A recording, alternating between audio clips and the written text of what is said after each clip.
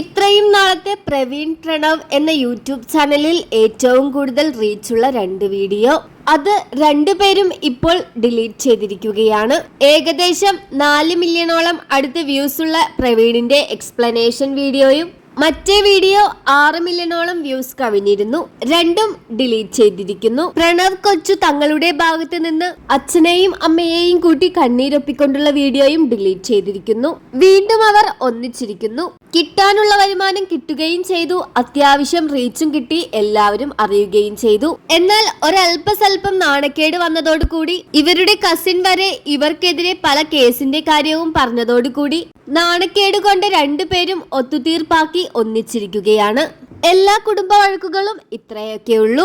Social മീഡിയകളിലെല്ലാം മൊത്തത്തിലൊന്ന് നാറ്റിച്ച് അവർ അങ്ങ് ഒത്തുചേരും. എന്നാൽ ആ നാണക്കേടൊട്ട് പോകുകയുമില്ല. ഇതങ്ങ് ആദ്യമേ തന്നെ ചെയ്തുകൂടായിരുന്നോ? അങ്ങനെയാണെങ്കിൽ ഇത്രമാത്രം നാണക്കേട് കൊണ്ട് തലമുടി നടക്കേണ്ട അവസ്ഥ വരില്ലായിരുന്നല്ലോ.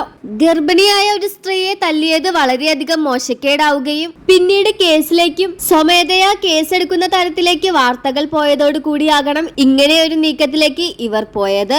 ഇനി അവർ ഒന്നിച്ച് ചിരിച്ചും കളിച്ചും ഫാമിലി വ്ലോഗ്സ് എല്ലാം ഇട്ടാലും ഇത് അഭിനയമാണെന്ന് എല്ലാവർക്കും തന്നെ മനസ്സിലാകും. റീച്ചിന് വേണ്ടി നടത്തിയ നാടകമാണോ എന്ന് വരെ ചിലർ കമന്റിലൂടെ ചോദിക്കുന്നു.